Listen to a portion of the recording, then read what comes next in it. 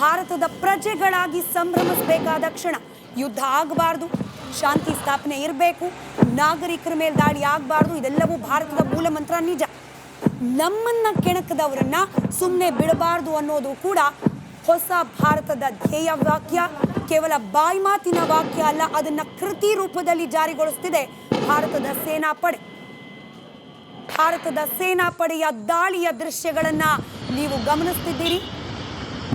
ಯಾವ್ದ್ಯಾವ್ದೋ photo save ಮಾಡ್ಕೊಳ್ತೀರಿ, ಯಾವ್ದ್ಯಾವ್ದೋ screen ಶಾಟ್ಗಳನ್ನ save ಮಾಡ್ಕೊಳ್ತೀರಿ. ಇವತ್ತು republic ಕನ್ನಡದ ಈ 8 ದೃಶ್ಯಗಳು ನಿಮ್ಮ ಮೊಬೈಲ್ಗಳಲ್ಲಿ ಈ ನ್ಯೂಸ್ ಕವರೇಜ್ ಅನ್ನ ಗಮನಿಸ್ತಾ ಇದ್ರೆ ಸ್ಕ್ರೀನ್ ಶಾಟ್ ತೆಕ್ಕೊಳ್ಳಿ. ಟಿವಿಯಲ್ಲಿ ಇನ್ ಕೇಸ್ ಈ ದೃಶ್ಯಗಳನ್ನ ಗಮನಿಸ್ತಾ ಇದ್ರೆ ಫೋಟೋ ಹೊಡೆದಿಟ್ಕೊಳ್ಳಿ. ಯಾಕಂದ್ರೆ ಮತ್ತೊಮ್ಮೆ ಇಂಥ ದೃಶ್ಯಗಳು ಕಾಣೋಕೆ ಸಿಗೋದು ವಿರಳ. ಬಹುಶಃ ಹೀಗೆ ದಾಳಿ ಪ್ರತಿದಾಳಿ ಮುಂದುವರೆದ್ರೆ ಇನ್ನೊಂದು 2 ದಿನಗಳಲ್ಲಿ ಪಾಕಿಸ್ತಾನ ಸಂಪೂರ್ಣವಾಗಿ ನಿರ್ನಾಮ ಆಗೋದು ನಿಶ್ಚಿತ.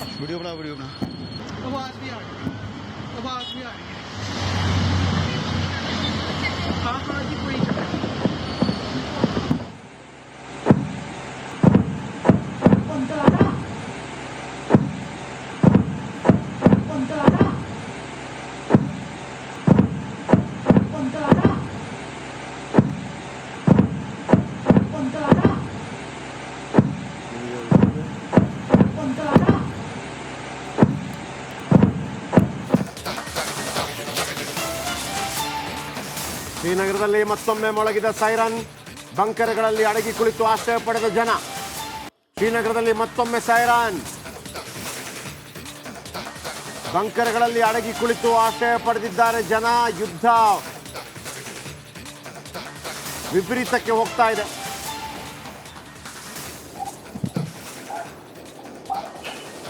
ಶ್ರೀನಗರದಲ್ಲಿ ಮತ್ತೊಮ್ಮೆ ಸೈರನ್ ಸದ್ದು.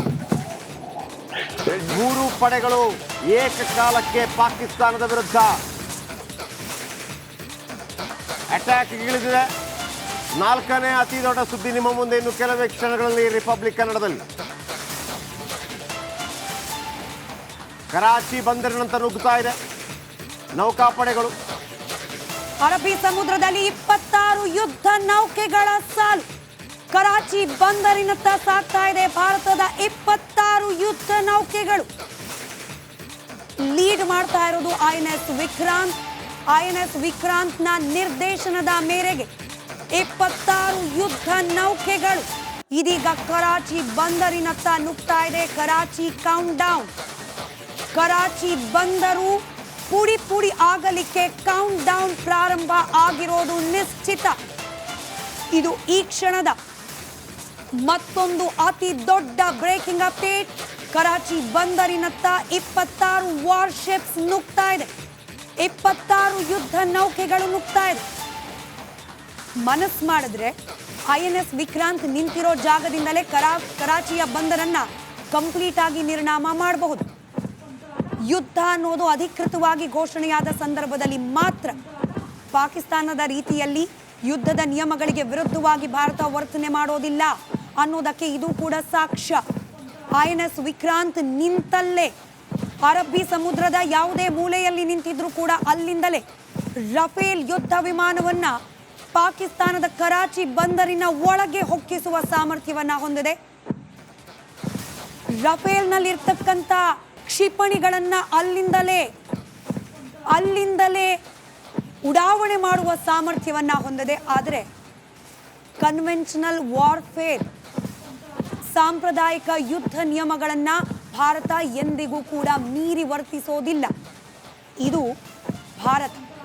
ಇದು ಭಾರತದ ನಿಯಮ. 26 ವಾರ್ಶಿಪ್ಗಳು ಇದೀಗ ಕರಾಚಿಯ ಬಂದರಿನತ್ತ ನುಗ್ತಾ ಇದೆ. ಒಂದು ವೇಳೆ 26 ಯುದ್ಧ ನೌಕೆಗಳು ಒಂದೇ ಸಲಕ್ಕೇನಾದರೂ ಅಟ್ಯಾಕ್ ಮಾಡಿದರೆ ಪಾಕಿಸ್ತಾನ ಅನ್ನುವಂಥ ಪಾಕಿಸ್ತಾನ ಒಂದು ರೀತಿಯಲ್ಲಿ ಕೇಕನ್ನು ತುಂಡು ಮಾಡಿ ಬಿಸಾಕಿದ ಹಾಗೆ ನಕ್ಷೆಯಿಂದ ಅಳಿಸಿ ಹೋಗಬಹುದು. 26 ನೌಕೆಗಳು, ಬಹುಶಃ ಅದರ ದೃಶ್ಯಾವಳಿಗಳೇನಾದರೂ ಡ್ರೋನ್ ಏರಿಯಲ್ ಶಾಟಿಂದ ಸಿಕ್ಕಿದರೆ ಅದೊಂದು ಅದ್ಭುತ ದೃಶ್ಯಾವಳಿ ಆಗಿರುತ್ತೆ. 26 ಯುದ್ಧ ನೌಕೆಗಳು ಪಾಕಿಸ್ತಾನದತ್ತ ಮುಖ ಮಾಡಿ ತೆರಳುತ್ತಾ ಇದೆ.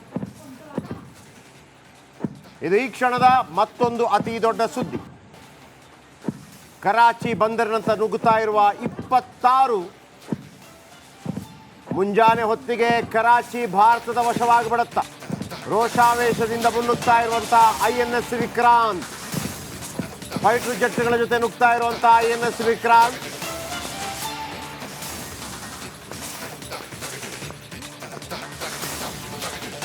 ಏರ್ಫೋರ್ಸ್, ನೇವಿ ಮತ್ತು ಮಿಲಿಟರಿ ಈ ಮೂರು ಪಾಕಿಸ್ತಾನದ ವಿರುದ್ಧ ಸಮರಕ್ಕಿಳಿದಿದೆ. ಈ ಬಾರಿ ನಮಗೆ ರಫೇಲ್ ಮತ್ತು INS ವಿಕ್ರಾಂತ್, ಅದಕ್ಕಾಗಿಯೇ ವಿಶೇಷವಾಗಿ ರಫೇಲನ್ನು ತರಿಸಲಾಗಿತ್ತು.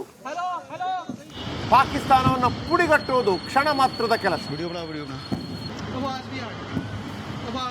ಆದರೂ ಯುದ್ಧ ನೀತಿ ಉಲ್ಲಂಘನೆ ಆಗಬಾರದು ಅನ್ನುವಂಥ ಕಾರಣಕ್ಕಾಗಿ ಭಾರತ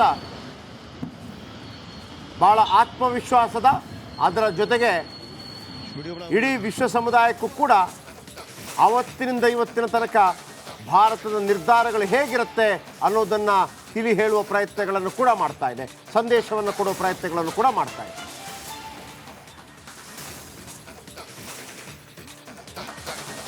INS ವಿಕ್ರಾಂತ್ ಟರ್ಕಿಯ ನೆರವು ಕೇಳ್ತಾ ಇದೆ ಪಾಕಿಸ್ತಾನ. ಸಹಜ ಕೂಡ, ತುರ್ಕಿ ಅಂತ ಪ್ರೊನೌನ್ಸ್ ಮಾಡ್ತಾರೆ, ಬಟ್ ಕನ್ನಡದಲ್ಲಿ ಅದು ಸ್ವಲ್ಪ ಕೆಟ್ಟದಾಗ ಸೌಂಡ್ ಆಗುತ್ತೆ. ಆ ದೇಶ ಕೂಡ ಕೆಟ್ಟಕ್ಕೆ ಬರ್ತಾನೆ ತೋರಿಸ್ತದೆ. ಎನಿವೆ, ಟರ್ಕಿ ಅಂತ ಹೇಳಿ ಕರೆಯೋದು ಸೂಕ್ತ, ಜನರಿಗೂ ಅರ್ಥ ಆಗುತ್ತೆ. ಟರ್ಕಿಯ ಕಾರ್ಗೋ ವಿಮಾನ ಲ್ಯಾಂಡ್ ಆಗಿದೆಯಂತೆ ಇಸ್ಲಾಮಾಬಾದ್ನಲ್ಲಿ. ಕಳೆದ ಕೆಲವೇ ದಿನಗಳ ಹಿಂದೆ ಟರ್ಕಿಯ C-130 ಏರ್ಕ್ರಾಫ್ಟ್ ಪಾಕಿಸ್ತಾನದಲ್ಲಿ ಲ್ಯಾಂಡ್ ಆಗಿತ್ತು. ಯಾವಾಗ ವಿಶ್ವದ ಬೇರೆ ಬೇರೆ ರಾಷ್ಟ್ರಗಳು ಇದನ್ನ ಪ್ರಶ್ನೆ ಮಾಡ್ತು, ಅವಾಗ ಇಲ್ಲ, ರೀಫ್ಯೂಲಿಂಗ್ ಮಾಡಿಸ್ಕೊಳ್ಳೋಕೆ ನಾವು ಲ್ಯಾಂಡ್ ಮಾಡಿದ್ವಿ ಅಂತ ಹೇಳಿ ಕತೆ ಕಟ್. ಆದರೆ ಪಾಕಿಸ್ತಾನಕ್ಕೆ ವೆಪನ್ಗಳನ್ನು ಸಪ್ಲೈ ಮಾಡ್ತಿರ್ಬೋದು ಅನ್ನೋ ಅನುಮಾನ ಆ ದಿನವೇ ವ್ಯಕ್ತವಾಗಿತ್ತು.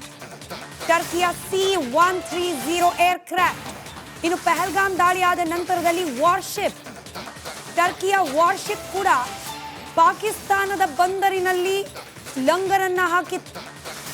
ಪಾಕಿಸ್ತಾನದಲ್ಲಿ ಟರ್ಕಿಯ ಏರ್ಕ್ರಾಫ್ಟ್ ವಾರ್ಶಿಪ್ಗೆ ಏನು ಕೆಲಸ ಅನ್ನೋ ಪ್ರಶ್ನೆ ಜಾಗತಿಕ ಮಟ್ಟದಲ್ಲಿ ಉದ್ಭವ ಆಗಿತ್ತು.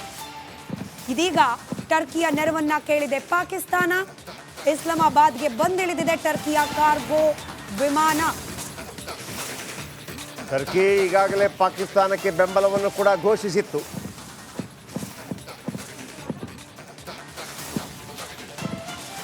ಆದರೆ ಭಾರತ ಎಷ್ಟು ಸನ್ನದ್ಧವಾಗಿದೆ ಅಂತಂದರೆ, ಒಂದು ವೇಳೆ ಟರ್ಕಿ ಮತ್ತು ಚೀನಾ, ಹಿರಿಯ ಸೈನ್ಯದ ಅಧಿಕಾರಿಯೊಬ್ಬರು ಮಾತಾಡ್ತಾ ಇದ್ರು, ಒಂದು ವೇಳೆ ಟರ್ಕಿ, ಪಾಕಿಸ್ತಾನ ಮತ್ತು ಚೀನಾ ನೀವು ಜೊತೆಯಾಗಿ ಬೆಂಬಲವಾಗಿ ನಿಂತರೂ ಕೂಡ ಭಾರತ ಈ ಬಾರಿ ಹೆಜ್ಜೆಯನ್ನು ಹಿಂತೆಗೆದುಕೊಳ್ಳುವುದಿಲ್ಲ. ಹಿಂದೆ 2008ರಲ್ಲಿ ಮುಂಬೈ ಅಟ್ಯಾಕ್ ಆಗುವಂಥ ಸಂದರ್ಭದಲ್ಲೂ ಕೂಡ ಆಗಿನ ರಾಜಕಾರಣಿಗಳು ಮಹತ್ತರವಾದಂಥ ನಿರ್ಧಾರ ತೆಗೆದುಕೊಳ್ಳಲು ಆಗದ ಕಾರಣಕ್ಕಾಗಿ, ಅಫ್ಕೋರ್ಸ್ ಅಮೆರಿಕ CIA ಕಡೆಯಿಂದ ಕೂಡ ಒತ್ತಡಗಳಿತ್ತು. ಆದರೆ ನಮ್ಮ ಅಗತ್ಯತೆಯನ್ನು ಅವರಿಗೆ ಕೂಡ ಮನವರಿಕೆ ಮಾಡಿಕೊಡೋದಕ್ಕೆ ನಮಗೆ ಸಾಧ್ಯವಾಗಲಿಲ್ಲ. ಹಾಗಾಗಿ 2008ರ ಮುಂಬೈ ಸ್ಫೋಟದ ಸಂದರ್ಭದಲ್ಲಿ ನಾವು ಒಂದು ಕಪಾಳ ಮೋಕ್ಷ ಕೂಡ ಪಾಕಿಸ್ತಾನಕ್ಕೆ ಮಾಡಿಲ್ಲವಲ್ಲ ಅನ್ನುವಂಥ ನೋವು ಖಂಡಿತವಾಗಲೂ ಇತ್ತು. ಯಾರ್ಯಾರೋ ಬರೋದು, ನಾಯಿ, ನರಿ, ಹುಳ, ಉಪ್ಪಟೆ ಇದೆಲ್ಲ ಬಂದು ಭಾರತೀಯರನ್ನು ಹೊಡೆದು ಹೋಗ್ತಾರೆ, ನಾವು ಸೈಲೆಂಟ್ ಆಗಿರೋದು, ಶಾಂತಿ ಮಂತ್ರ ಎಲ್ಲಿ ತನಕ? ಹಾಗಾಗಿನೇ ಎಸ್, ಅಫ್ಕೋರ್ಸ್ ಇದು ಗಾಂಧಿ ನಾಡಿರ್ಬೋದು, ಬಸವಣ್ಣನವರ ನಾಡಿರ್ಬೋದು, ಎಲ್ಲ ಓಕೆ. ಆದರೆ ಕಾಲ ಮಾತ್ರ ಬದಲಾಗಿದೆ, ಸಮಯ ಅವರದ್ದಲ್ಲ. ಈಗ 26 ವಾರ್ಶಿಪ್ ನುಗ್ತಾ ಇದೆ. ಟರ್ಕಿಯ ನೆರವು ಕೇಳಿದ ಪಾಕಿಸ್ತಾನ ಅಲ್ಪ ಸ್ವಲ್ಪ ಹೆಲ್ಪ್ ಟರ್ಕಿ ಮಾಡಿದೆ. ಚೀನಾ ಕೂಡ ಅಲ್ಪ ಸ್ವಲ್ಪ ಹೆಲ್ಪ್ ಮಾಡಿದೆ. ಆದರೆ ಚೀನಾ ಕೂಡ ಪೂರ್ಣ ಪ್ರಮಾಣದಲ್ಲಿ ಪಾಕಿಸ್ತಾನ ಜೊತೆ ನಿಲ್ತಾ ಇಲ್ಲ. ವ್ಯಾವಹಾರಿಕವಾಗಿ ಭಾರತವೇ ಅವರಿಗೆ ಗಟ್ಟಿ ಕುಳ ಅನ್ನೋದು ಗೊತ್ತಾಗಿದೆ. ಅಮೆರಿಕ ಮತ್ತೊಂದು ಕಡೆ ದಿಗ್ಬಂಧನ ಹೇರಿದ ಕಾರಣಕ್ಕಾಗಿ ಚೀನಿ ವಾಣಿಜ್ಯೋದ್ಯಮಿಗಳು ಕಸಿಸಿಕೊಂಡಿದ್ದಾರೆ. ಅವರನ್ನು ಸಮಾಧಾನಪಡಿಸುವಂಥ ಪ್ರಯತ್ನವನ್ನು ಚೀನಾ ಮಾಡ್ತಾ ಇದೆ. ಅವರಿಗೆ ಆಶಾಕಿರಣವಾಗಿ ಕಾಣ್ತಾ ಇರೋದು ಭಾರತಕ್ಕೆ ಅಮೆರಿಕಾದ ದಿಗ್ಬಂಧನದಿಂದ ಚೀನಾಕ್ಕೆ ಆಗಿರುವಂತಹ ಸಮಸ್ಯೆಯನ್ನು ಜೀರ್ಣಿಸಿಕೊಳ್ಳುವ ಶಕ್ತಿ ಇದೆ. ಯಾಕಂದರೆ 140 ಕೋಟಿ ಜನ ಇದ್ದಾರೆ. ಚೀನಾದಲ್ಲಿ ನಿರ್ಮಾಣವಾಗುವಂಥ ಅನೇಕ ಹೋಮ್ ಅಪ್ಲಯನ್ಸಸ್ ಅವುಗಳಿಗೆಲ್ಲ ದೊಡ್ಡ ಮಾರ್ಕೆಟ್, ಬ್ಯಾಟ್ರಿಗೆ ದೊಡ್ಡ ಮಾರ್ಕೆಟ್. ದೇಶ ದೊಡ್ಡದಿದ್ರೂ ಪ್ರಯೋಜನವಿಲ್ಲ, ಜನ ಯೂಸ್ ಮಾಡುವಂಥವ್ರು ಬೇಕು. 140 ಕೋಟಿ ಜನ ಇದ್ದಾರೆ. ಇದರ ಜೊತೆಗೆ ಭಾರತ ಕೂಡ ಚೀನಾದ ವಸ್ತುಗಳಿಗೆ ನಿಷೇಧವಿದ್ದರೂ ಕೂಡ ವಿಶೇಷವಾಗಿ 26% ಚೀನಿ ವಸ್ತುಗಳನ್ನು ಬಳಕೆ ಮಾಡಬಹುದು ಅನ್ನುವಂಥ ಒಂದು ನಿರ್ಧಾರಕ್ಕೆ ಇತ್ತೀಚಿನ ದಿನಮಾನಗಳಲ್ಲಿ ಬಂತು. ಹಾಗಾಗಿ ಅದು ಚೀನಾಗೆ ಮತ್ತು ಚೀನಾದ ವಾಣಿಜ್ಯೋದ್ಯಮಿಗಳಿಗೆ ದೊಡ್ಡ ಮಟ್ಟದಲ್ಲಿ ಲಾಭವಾಗಲಿದೆ. ಹಾಗಾಗಿ ಭಾರತವನ್ನು ನೇರವಾಗಿ ಎದುರು ಹಾಕ್ಕೊಳ್ಳೋದಕ್ಕೆ ಅಥವಾ ನೇರವಾಗಿ ಪಾಕಿಸ್ತಾನಕ್ಕೆ ಸಪೋರ್ಟ್ ಮಾಡೋದು ಅಷ್ಟು ಸುಲಭ ಅಲ್ಲ ಚೀನಾಗೆ. ಮತ್ತೊಂದು ಕಡೆ ಟರ್ಕಿಯ ಕತೆ ಹೇಳಬೇಕು ಅಂದರೆ ಟರ್ಕಿ ಪಾಕಿಸ್ತಾನಕ್ಕೆ ನೇರವಾಗಿ ಸಹಾಯ ಮಾಡಬಹುದಾ? ಯಾವಾಗ ಟರ್ಕಿಯ ಆ ಒಂದು ವಾರ್ ಶಿಪ್ ಹಾಗೆ ಏರ್ಕ್ರಾಫ್ಟ್ ಪಾಕಿಸ್ತಾನದಲ್ಲಿ ಬಂದು ಲ್ಯಾಂಡ್ ಆಯಿತು, ಆದಾಗ ಬಹಳ ದೊಡ್ಡ ಮಟ್ಟದಲ್ಲಿ ಚರ್ಚೆ ಆಯಿತು. ಟರ್ಕಿ ನ್ಯಾಟೋ ರಾಷ್ಟ್ರ, ನಿಮಗೆ ಗೊತ್ತಿರೋ ಹಾಗೆ ನ್ಯಾಟೋ 32 ದೇಶಗಳ ಒಕ್ಕೂಟ. ಆ 32 ಸದಸ್ಯ ರಾಷ್ಟ್ರಗಳ ಪೈಕಿ ಟರ್ಕಿ ಕೂಡ ಒಂದು. ನ್ಯಾಟೋದ ನಿಯಮದ ಪ್ರಕಾರ, ಇನ್ಫ್ಯಾಕ್ಟ್ ನ್ಯಾಟೋದ ನಿಯಮದ ಆರ್ಟಿಕಲ್ 5 ಪ್ರಕಾರ ನಾನ್ ನ್ಯಾಟೋ ದೇಶಕ್ಕೆ ಈ ನ್ಯಾಟೋ ಸದಸ್ಯ ರಾಷ್ಟ್ರ ಯಾವುದೇ ರೀತಿಯ ನೇರವಾದ ಯುದ್ಧಕ್ಕೆ ಸಂಬಂಧಪಟ್ಟ ಬೆಂಬಲವನ್ನ ನೀಡೋ ಹಾಗಿಲ್ಲ. ಫಾರ್ ಎಕ್ಸಾಂಪಲ್, ಟರ್ಕಿ ನ್ಯಾಟೋ ಸದಸ್ಯ ರಾಷ್ಟ್ರ, ಪಾಕಿಸ್ತಾನ ನ್ಯಾಟೋದ ಸದಸ್ಯ ರಾಷ್ಟ್ರ ಅಲ್ಲ. ಹೀಗಾಗಿ ಇತರೆ ಸದಸ್ಯ ರಾಷ್ಟ್ರಗಳ ಬೆಂಬಲವನ್ನ ಪಡೆದುಕೊಳ್ಳದೆ, ಸಹಮತಿಯನ್ನ ಪಡೆದುಕೊಳ್ಳದೆ ಟರ್ಕಿ ನೇರವಾಗಿ ಪಾಕಿಸ್ತಾನವನ್ನ ಬೆಂಬಲ ಕೊಡೋ ಹಾಗಿಲ್ಲ. ಕೊಟ್ರೆ ಏನಾಗುತ್ತೆ? ಈ ನ್ಯಾಟೋ ರಚನೆ ಆಗಿರೋದೆ ಈ 32 ರಾಷ್ಟ್ರಗಳ ಪೈಕಿ ಯಾವುದೇ ದೇಶದ ಮೇಲೆ ಅಟ್ಯಾಕ್ ಆದ ಸಂದರ್ಭದಲ್ಲಿ ಎಲ್ಲರೂ ಕೂಡ ಈ 32 ದೇಶ, ಅಮೆರಿಕವನ್ನ ಒಳಗೊಂಡಂತೆ 32 ದೇಶಗಳು ಕೂಡ ಒಗ್ಗಟ್ಟಿನ ಅಟ್ಯಾಕ್ ಅನ್ನ ಮಾಡಬೇಕು. ಈ ನ್ಯಾಟೋ ಸದಸ್ಯ ರಾಷ್ಟ್ರಗಳ ಪೈಕಿ ಯಾವುದೇ ದೇಶದ ಮೇಲೆ ಅಟ್ಯಾಕ್ ಮಾಡಿದ್ರೂ ಕೂಡ ಅದು ಸಂಪೂರ್ಣವಾಗಿ 32 ನ್ಯಾಟೋ ದೇಶಗಳ ಮೇಲಾದ ಅಟ್ಯಾಕ್ ಅಂತ ಹೇಳಿ ಭಾವಿಸಲಾಗುತ್ತೆ. ಆದರೆ ಈ ಆರ್ಟಿಕಲ್ 5 ಉಲ್ಲಂಘನೆ ಮಾಡಿ ಟರ್ಕಿ ಇನ್ ಕೇಸ್ ಏನಾದರೂ ಪಾಕಿಸ್ತಾನಕ್ಕೆ ನೆರವನ್ನ ನೀಡಿದ್ರೆ, ಭಾರತ ಪಾಕಿಸ್ತಾನದ ನೆಲೆಯಲ್ಲಿರುವ ಟರ್ಕಿ ಪ್ರಾಪರ್ಟಿಯನ್ನ ಅಟ್ಯಾಕ್ ಮಾಡಬಹುದು. ಫಾರ್ ಎಕ್ಸಾಂಪಲ್, ಈಗ ಲ್ಯಾಂಡ್ ಆಗಿರುವ ಟರ್ಕಿಯ ಕಾರ್ಗೋ ಅಥವಾ ಹಿಂದೆ ಲ್ಯಾಂಡ್ ಆಗಿದ್ದ ಏರ್ಕ್ರಾಫ್ಟ್ ಅಥವಾ ನೇವಿ, ಟರ್ಕಿಯ ಆ ಒಂದು ನೇವಿ ಇದನ್ನ ಅಟ್ಯಾಕ್ ಮಾಡಬಹುದು ಭಾರತ. ಆಗ ನ್ಯಾಟೋ ರಾಷ್ಟ್ರಕ್ಕೂ ಟರ್ಕಿಯ ಮೇಲಾದ ಈ ಅಟ್ಯಾಕಿಗೂ ಸಂಬಂಧ ಇರೋದಿಲ್ಲ. ಆರ್ಟಿಕಲ್ 5 ಉಲ್ಲಂಘನೆ ಮಾಡಿದ್ರೆ ಪ್ರತ್ಯೇಕವಾಗಿ ಅದರ ಪರಿಣಾಮವನ್ನು ಎದುರಿಸಬೇಕಾಗತ್ತೆ ಆ ರಾಷ್ಟ್ರ. ಟರ್ಕಿ ಇದನ್ನೆಲ್ಲ ಯೋಚನೆ ಮಾಡ್ತಾ ಇದೆಯಾ? ಮುಂದಾಗಬಹುದಾದ ಪರಿಣಾಮವನ್ನ ಎದುರಿಸಿ ಪಾಕಿಸ್ತಾನದ ನೆರವಿಗೆ ಬರ್ತಾ ಇದೆಯಾ? $1 ಬಿಲಿಯನ್ ಪ್ರಶ್ನೆ. ಕೊರೋನಾ ಸಂದರ್ಭದಲ್ಲಿ ಟರ್ಕಿಗೂ ಕೂಡ ಭಾರತ ನೆರವಿನ ಹಸ್ತವನ್ನು ನೀಡಿತ್ತು. ಆದರೂ ಕೂಡ ಭದ್ರತಾ ಮಂಡಳಿ ಸಭೆಯಲ್ಲಿ 13 ರಾಷ್ಟ್ರಗಳ ಬೆಂಬಲವನ್ನು ಪಡೆಯುವುದರಲ್ಲಿ ಭಾರತ ಯಶಸ್ವಿಯಾಯಿತು. ಪಾಕಿಸ್ತಾನ ಅಲ್ಲೂ ಕೂಡ ಕಾಶ್ಮೀರ ವಿಚಾರವನ್ನೇ ಪ್ರಸ್ತಾಪಿಸಿತ್ತು. ಆದರೆ ಭದ್ರತಾ ಮಂಡಳಿಯಲ್ಲಿ ಪಾಕಿಸ್ತಾನಕ್ಕೆ ತಪರಾಕಿ ಬಿತ್ತು. ಯಾಕೆಂದರೆ ಅಲ್ಲಿದ್ದ ಪ್ರತಿಯೊಬ್ಬರು ಕೂಡ ನಮ್ಮ ಬಳಿ ಪರಮಾಣು ಬಾಂಬ್ ಇದೆ ಅನ್ನೋದನ್ನೇ ಹೇಳ್ತಾ ಇದ್ರು. ನೀವು ಗಮನಿಸಿ, ನರೇಂದ್ರ ಮೋದಿಯವರು ಉಳಿದ ಸಂದರ್ಭದಲ್ಲಿ ಹೇಳಿರ್ಬೋದು, ರಾಜಕೀಯ ಭಾಷಣದ ವೇಳೆ ಮತ್ತೊಂದು ವೇಳೆ ಹೇಳಿರ್ಬೋದು, ನಾವು ಯಾಕೆ ಅದನ್ನು ದೀಪಾವಳಿಗೆ ಇಟ್ಟಿರೋದಾ ಅನ್ನುವಂಥ ಮಾತು. ಆದರೆ ಯುದ್ಧದ ಸನ್ನಿವೇಶ ನಿರ್ಮಾಣವಾದಂಥ ಸಂದರ್ಭದಲ್ಲಿ ಎಲ್ಲೂ ಕೂಡ ಅಂಥ ಮಾತುಗಳು ಕೇಳಿ ಬಂದಿರಲಿಲ್ಲ, ಕೇಳಿ ಬರುವುದು ಕೂಡ ಇಲ್ಲ.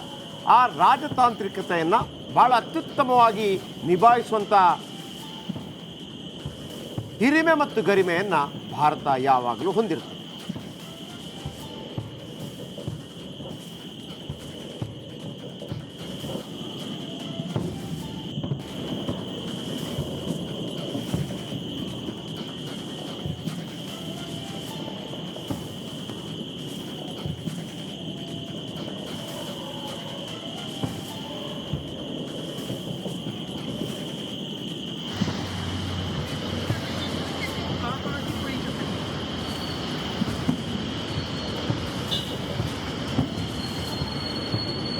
वीडियो बना आवाज भी आ रही है आवाज भी आ रही है हाँ हाँ जी कोई चक्कर नहीं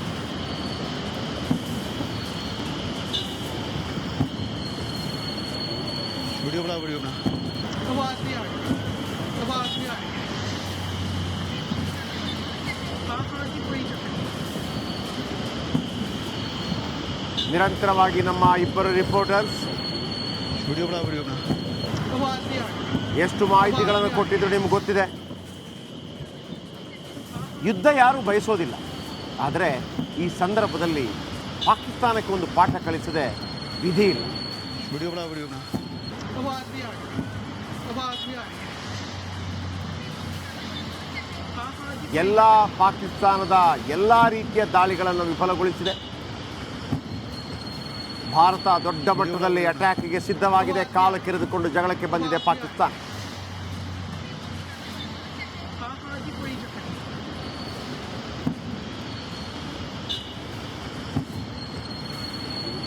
वीडियो बना आवाज भी आ रही है आवाज भी आ रही है हाँ हाँ जी कोई चक्कर नहीं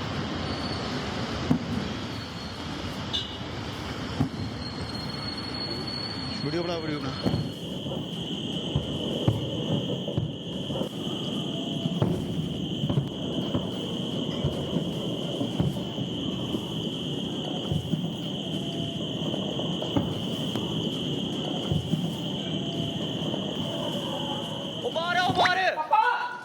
उबारो यार उबार आयो बरायो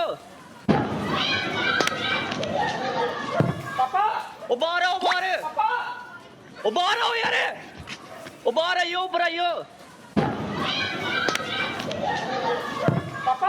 उबारो उबारो यार उबार आयो बरायो उबारो उबारो यार उबार आयो बरायो उबारो उबारो यार उबार आयो बरायो ಮೂರು ಪಡೆಗಳು ಪಾಕಿಸ್ತಾನದ ವಿರುದ್ಧ ಸಮರ ಸಾರಿದೆ. ನೌಕಾಪಡೆ, ವಾಯುಪಡೆ ಮತ್ತು ಭೂಸೇನೆ. ಇವತ್ತು 8:30 ಸುಮಾರಿಗೆ ಪಾಕಿಸ್ತಾನ ಮತ್ತೊಮ್ಮೆ ಕ್ಷಿಪಣಿಗಳನ್ನು ಹಾರಿಸಿತು, ಡ್ರೋನ್ಗಳನ್ನು ಹಾರಿಸಿತು. ಅವುಗಳನ್ನೆಲ್ಲ ಮಣ್ಣು ಪಾಲು ಮಾಡಿಸುವಲ್ಲಿ ಭಾರತದ S-400 ಯಶಸ್ವಿ ಆಯಿತು. ಸುದರ್ಶನ ಚಕ್ರ 3 ವಿಮಾನಗಳನ್ನು ಹೊಡೆದುರುಳಿಸಿತು. ಒಬ್ಬ ಪೈಲಟ್ನನ್ನು ವಶಕ್ಕೆ ಪಡೆಯಿತು. ಆನಂತರ ಲಾಹೋರ್ ಮೇಲೆ ದಾಳಿ, ಕರಾಚಿ ಮೇಲೆ ದಾಳಿ, ಕರಾಚಿ ಬಂದರ್ ಮೇಲೆ ದಾಳಿ, ನೌಕಾಪಡೆಯ INS ವಿಕ್ರಾಂತ್, ಅದರ ಜೊತೆಗೆ 26 ಯುದ್ಧ ನೌಕೆಗಳು ಅರಬ್ಬಿ ಸಮುದ್ರದಲ್ಲಿ ತಾಲೀಮು ತೊಡೆ ತಟ್ಟಿ ನಿಂತಿದೆ. ಪಾಕಿಸ್ತಾನದ ಸೇನಾ ವಕ್ತಾರ ಬಡಬಡಿಸಿ ಹೋದವ ಮತ್ತೆ ಕಾಣ್ತಿಲ್ಲ. ಪಾಕಿಸ್ತಾನದ ಪ್ರಧಾನಿ ನಿವಾಸದ ಬಳಿಯೇ ಒಂದು ಸ್ಫೋಟ ಸಂಭವಿಸಿತು. ಪಾಕಿಸ್ತಾನದ ಪ್ರಧಾನಿ ಸುರಕ್ಷಿತ ಜಾಗಕ್ಕೆ ಪಲಾಯನ ಮಾಡಿದ್ದಾನೆ. ಪಾಕಿಸ್ತಾನದ ಆರ್ಮಿ ಚೀಫ್ ಎಲ್ಲಿದ್ದಾನೆ ಅನ್ನೋದು ಯಾರಿಗೂ ಗೊತ್ತಿಲ್ಲ. ಮತ್ತೊಂದು ಕಡೆ ಬಲೂಚಿಸ್ತಾನ, ಅಲ್ಲಿಯ ರಾಜಧಾನಿ ಕ್ವೆಟ್ಟಾ ನಗರವನ್ನು ವಶಪಡಿಸಿಕೊಂಡಿದೆ. ಆಂತರಿಕ ಯುದ್ಧಗಳು ಕೂಡ ಪಾಕಿಸ್ತಾನದಲ್ಲಿ ಶುರುವಾಗಿದೆ. ಬಲೂಚ್ ಲಿಬರೇಷನ್ ಆರ್ಮಿ ಸೈನಿಕರನ್ನ ಕೊಂದು ಹಾಕ್ತಾ ಇದೆ. ಸೈನಿಕರು ಪ್ರಾಣದ ಭಯಕ್ಕೆ ಬಲೂಚಿಸ್ತಾನ ಮತ್ತು ಕ್ವೆಟ್ಟಾ ನಗರವನ್ನು ಬಿಟ್ಟು ಓಡ್ತಾ ಇದ್ದಾರೆ. ಮತ್ತೊಂದು ಕಡೆ ಪ್ರತಿಕ್ಷಣದ ಮಾಹಿತಿಯನ್ನು ಪ್ರಧಾನಮಂತ್ರಿ ನರೇಂದ್ರ ಮೋದಿ ಅವರು ಈಗಲೂ ಪಡೆಯುತ್ತಾ ಇದ್ದಾರೆ. ಮೀಟಿಂಗ್ ಮೇಲೆ ಮೀಟಿಂಗ್, ರಾಜನಾಥ್ ಸಿಂಗ್ ಮೀಟಿಂಗ್ ಮೇಲೆ ಮೀಟಿಂಗ್, ಅಮಿತ್ ಶಾ ಮೀಟಿಂಗ್ ಮೇಲೆ ಮೀಟಿಂಗ್. ಅಜಿತ್ ದೋವಲ್ ಮೀಟಿಂಗ್ ಮೇಲೆ ಮೀಟಿಂಗ್. ಬಹುಶಃ ನಾಳೆ ಬೆಳಗ್ಗಿನ ಹೊತ್ತಿಗೆ ಒಂದು ಗತಿ ಕಾಣುವಂಗೆ ಕಾಣ್ತಾ ಇದೆ ಪಾಕಿಸ್ತಾನಕ್ಕೆ. ಪಾಕಿಸ್ತಾನ ಇಡೀ ವಿಶ್ವದ ಮುಂದೆ ಬತ್ತಲಾಗ್ತಾ ಇದೆ. ಅವರ HQ-9 air defence system mostly ಅದನ್ನು ಆಪರೇಟ್ ಮಾಡೋಕ್ಕೆ ಬರಲ್ವೋ ಅಥವಾ ಚೀನಾ ಗುಜರಿ ಐಟಮನ್ನು ಕೊಟ್ಟು ಕಳಿಸಿದೆಯೋ ಒಂದಂತೂ ಭಾಳ ಸ್ಪಷ್ಟ. ಪಾಕಿಸ್ತಾನ ಮತ್ತು ಚೀನಾ ಜಗತ್ತಿನ ಮುಂದೆ ಒಂದೇ ಸಲಕ್ಕೆ ಬತ್ತಲಾಗಿದೆ. ಚೀನಾ 40 ರಾಷ್ಟ್ರಗಳಿಗೆ ಶಸ್ತ್ರಾಸ್ತ್ರಗಳನ್ನು ರಫ್ತು ಮಾಡುತ್ತೆ. ಆದರೆ ಅನೇಕ ರಾಷ್ಟ್ರಗಳು ಕಂಪ್ಲೇಂಟ್ ಮಾಡಿದೆ, ನಿಮ್ಮ ಶಸ್ತ್ರಾಸ್ತ್ರಗಳು ಸರಿ ಇಲ್ಲ, ಡುಪ್ಲಿಕೇಟ್ ಇದೆ. ಹಾಗಾಗಿ ದೊಡ್ಡ ಪ್ರಮಾಣದಲ್ಲಿ ಶಸ್ತ್ರಾಸ್ತ್ರಗಳ ವ್ಯಾಪಾರದಲ್ಲಿ ಕುಸಿತ ಕಾಣ್ತಾ ಇದೆ ಚೀನಾಗೆ. ಪಾಕಿಸ್ತಾನದಲ್ಲಿರುವ ಶಸ್ತ್ರಾಸ್ತ್ರಗಳ ಪೈಕಿ 81% ಶಸ್ತ್ರಾಸ್ತ್ರಗಳು ಚೀನಾದೇ, ಮೇಡ್ ಇನ್ ಚೀನಾ, ಎಲ್ಲ ಚೈನಾ ಸೆಟ್.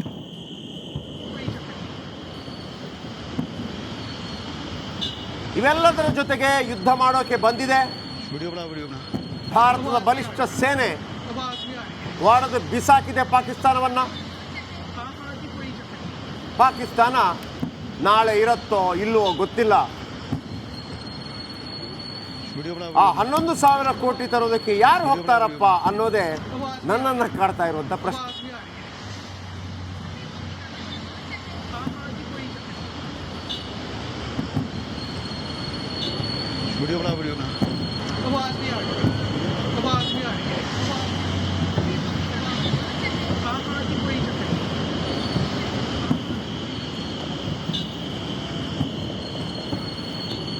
ಭಾರತದ ಪ್ರತಿ ದಾಳಿಯ ದೃಶ್ಯಗಳನ್ನು ಗಮನಿಸ್ತಿದ್ದೀರಿ. ಕೆಲವೇ ಕ್ಷಣಗಳಲ್ಲಿ ಮತ್ತಷ್ಟು ಬ್ರೇಕಿಂಗ್ ಅಪ್ಡೇಟ್ಸ್ ನಿಮ್ಮ ಮುಂದೆ. ಸದ್ಯಕ್ಕೆ ಡಿಫೆನ್ಸ್ ಮಿನಿಸ್ಟ್ರಿಯಿಂದ ಭಾರತದ ಪ್ರತಿ ದಾಳಿಯ ಡೀಟೇಲ್ಸ್ ಅನ್ನ ಒಂದೊಂದಾಗಿ ಹೊರಬಿಡಲಾಗ್ತಾ ಇದೆ. ಯಾವ ರೀತಿಯಾಗಿ S-400 ಬಳಕೆ ಮಾಡಿಕೊಂಡು ಪಾಕಿಸ್ತಾನದ ದಾಳಿಯನ್ನ ಯಶಸ್ವಿಯಾಗಿ ಭಾರತ ಕಂಟ್ರೋಲ್ ಮಾಡಿದೆ ಅನ್ನೋದರ ಮಾಹಿತಿಯನ್ನ ಡಿಫೆನ್ಸ್ ಮಿನಿಸ್ಟ್ರಿ ಈಗಷ್ಟೇ ಹೊರಬಿಟ್ಟಿದೆ. ಇದರ ಜೊತೆಗೆ ಇವತ್ತು ಬೆಳಗ್ಗೆ ಜಮ್ಮು ಉಧಂಪುರ್ನಲ್ಲಿ ಮತ್ತಷ್ಟು ಬ್ರೇಕಿಂಗ್ ಅಪ್ಡೇಟ್. ಜಮ್ಮುವಿನ ಉಧಂಪುರ್ನಲ್ಲಿ ಮತ್ತೊಮ್ಮೆ ಸೈರನ್, ಜನರನ್ನ ಮತ್ತೊಮ್ಮೆ ಎಚ್ಚರಿಸಿದೆ ಭದ್ರತಾ ಸಿಬ್ಬಂದಿ. ಉಧಂಪುರದಲ್ಲಿ ಸೈರನ್ ಸದ್ದು ಕೇಳಿದೆ. ಮತ್ತಷ್ಟು ಅಟ್ಯಾಕ್ನ ಪ್ರಯತ್ನ ಪಾಕಿಸ್ತಾನದ ಕಡೆಯಿಂದ ಆಗ್ತಾ ಇರುವ ಸೂಚನೆ.